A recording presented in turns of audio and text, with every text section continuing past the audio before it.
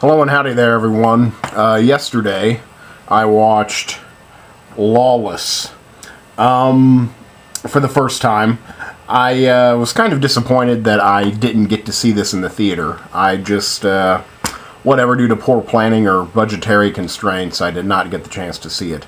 And I wanted to see it in the theater because I like the director's first film. Or I'm not sure if it's his first film, but the film that came out before that. And that's The Proposition. This is directed by John Hillcoat. And John Hillcoat did he's an Australian filmmaker. As far as, I don't know anything before The Proposition. Maybe he's done something. But he made The Proposition, the Australian Western, with Guy Pearce and, what's his name? I just forgot his name, from Sexy Beast. Anyway, I really like The Proposition. I have The Proposition in my personal collection. The first time I saw it, it kind of blew my mind. It's one of my favorite films from that year. And I didn't know that this was going to be a John Hillcoat film. Like, from the trailers, I didn't associate it with Hillcoat. But then when it came out, I found out it was him, and I was like, well, I'd like to see that. Never did. Finally, got to watch it yesterday. And it's weird. It's a weird movie. I can't say that I liked it. Here's my rating. Okay. One whole point will go to the cinematography and the production design. It's absolutely gorgeous. It's beautifully shot. All of the,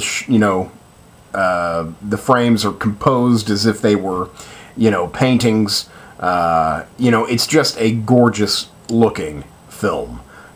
So I want one total point to go to the cinematography and the look of the film, the production design, because it's absolutely gorgeous.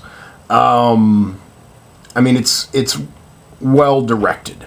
It's well directed, and I think I don't know. I think maybe he watched a little bit more Scorsese in between his films, because I saw some allusions to Scorsese in his style, mostly in that kind of that jumpy editing that Scorsese does.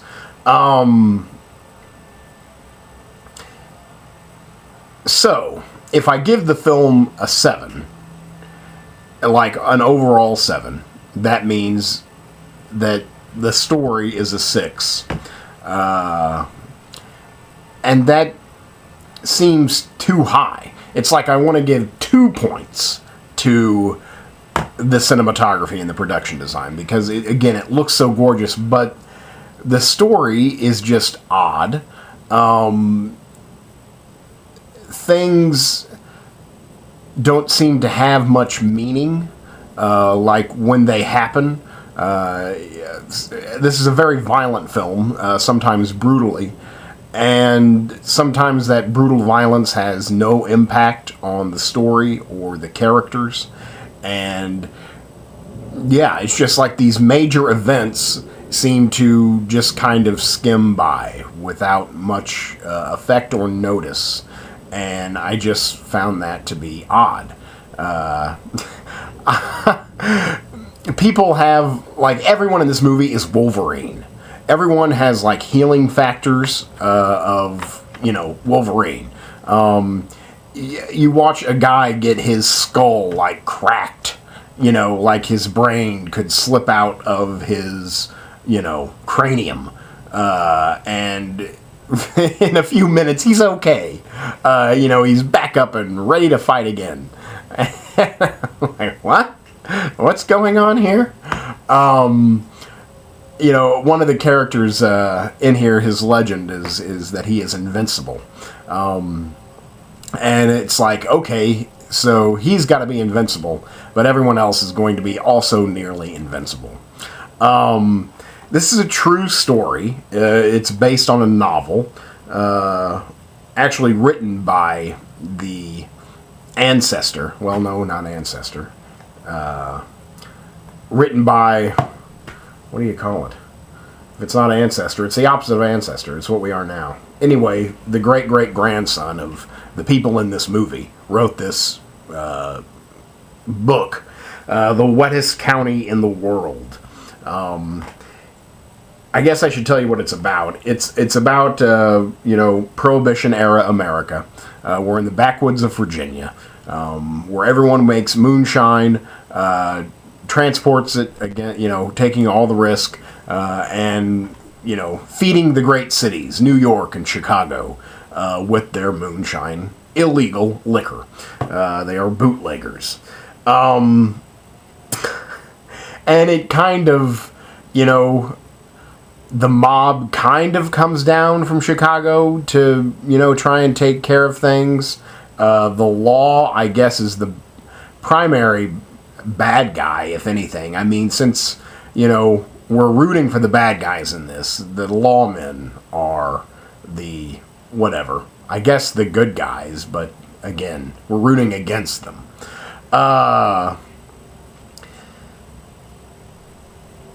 One big problem I have with this, just so I can get it out there, is Gary Oldman. I love Gary Oldman.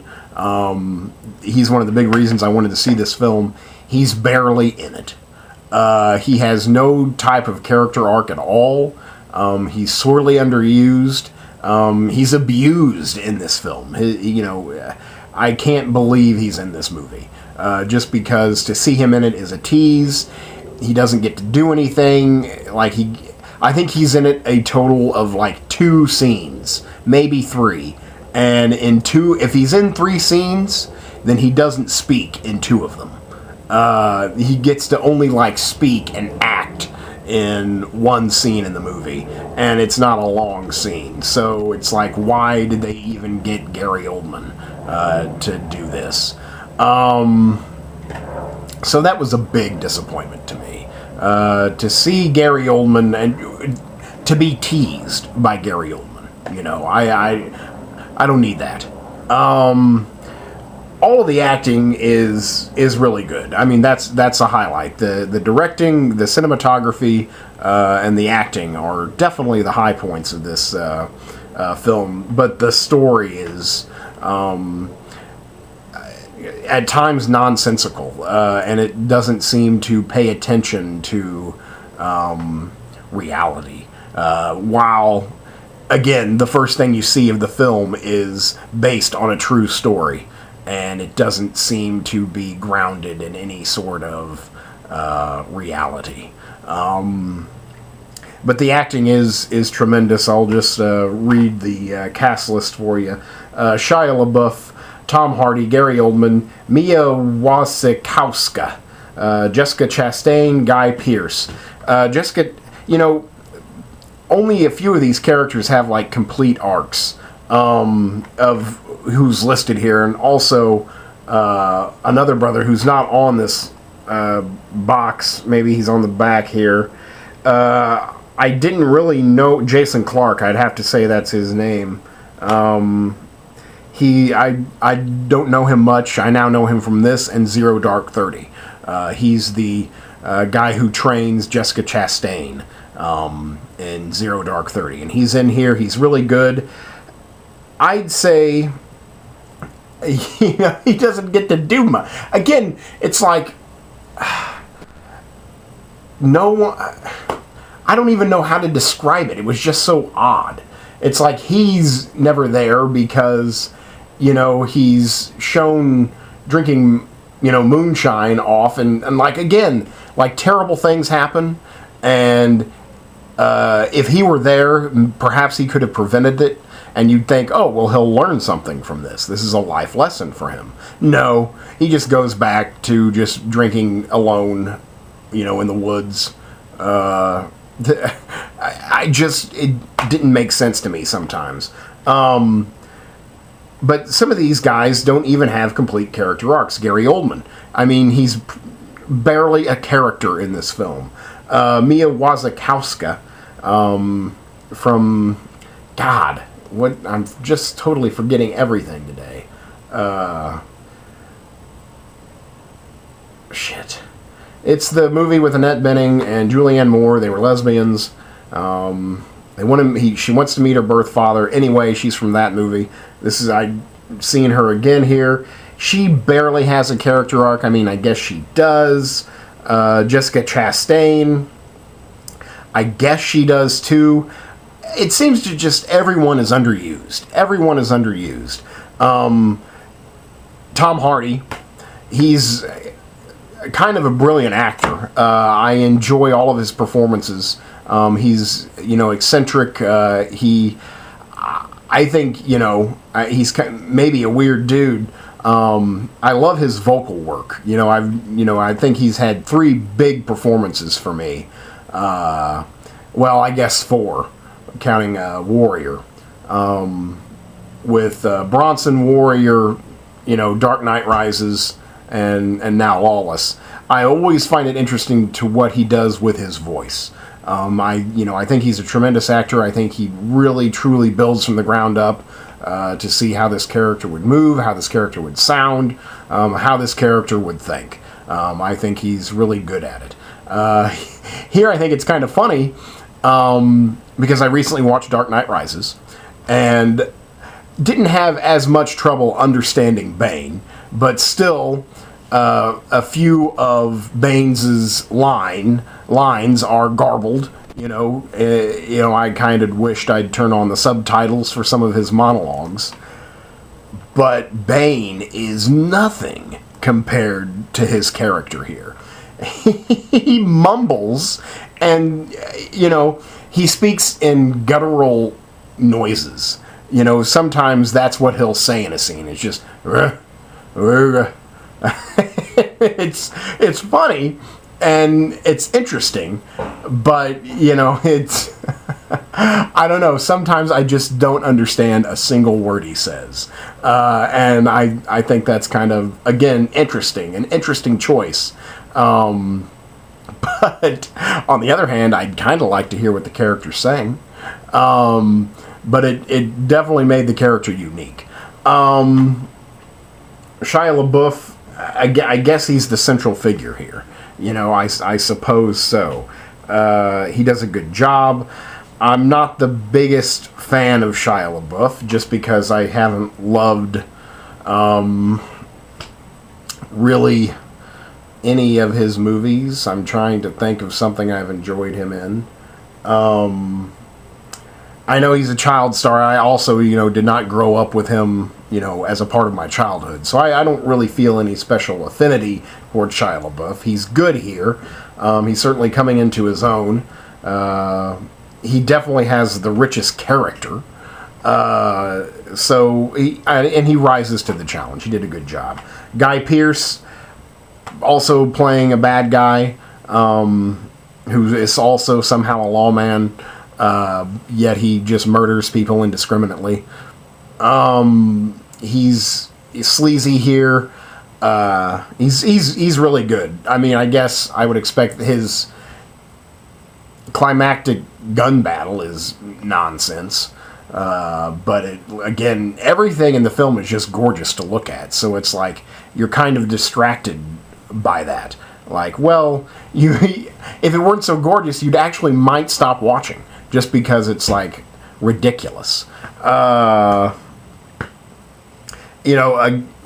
Pearce was the star of Proposition, the director's other film before this. So I imagine that they are friendly, have some type of relationship. So he's good here. Jessica Chastain, she did full frontal nudity in this movie.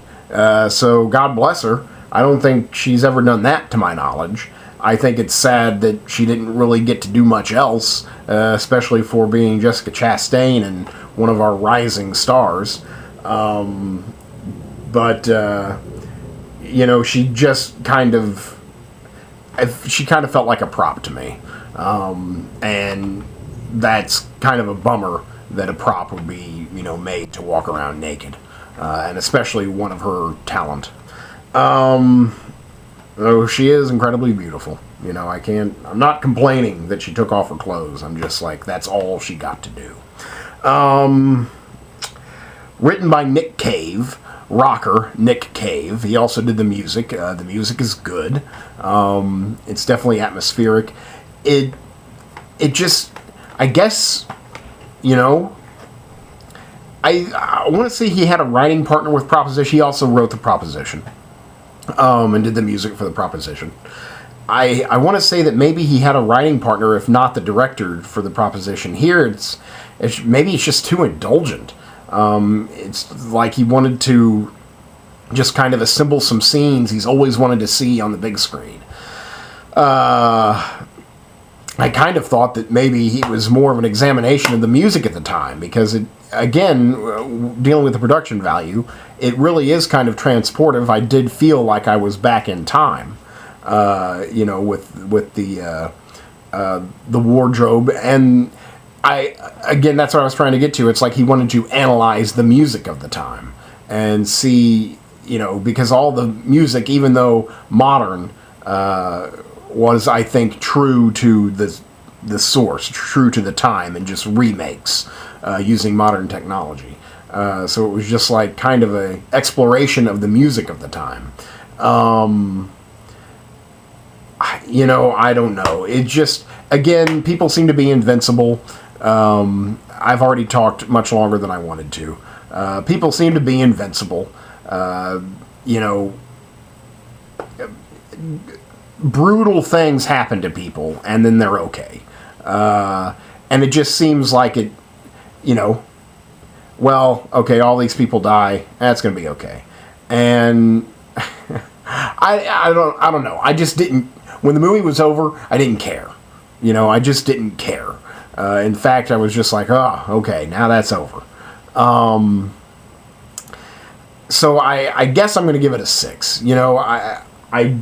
I don't think I would recommend it to anyone who doesn't want to watch like a period Western-esque,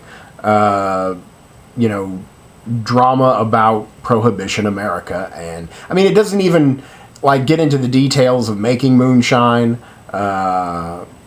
It doesn't take me. It doesn't give me any information. There was no information about anything to deal with any of their lives. So I think a 6 is fair. And again, I'm saying that 6. One of those points is for the production design and the cinematography. If it didn't look as good, I would have no problems giving this a 5. But it is an absolutely gorgeous film. And sometimes I found myself like wanting to pause it because the shot was so well constructed and lit and shot. I guess that's it. Again, very well acted throughout. Very well directed, beautifully shot. But the bedrock of a film, if you do not have a story, if you do not have a screenplay, then you're building your house on sand, and this is a house built on sand. I feel. So overall, it did not really, enjoy it. I was entertained. But I never felt invested. I never really cared. So there you go. That's Lawless from John Hillcoat. Thank you much.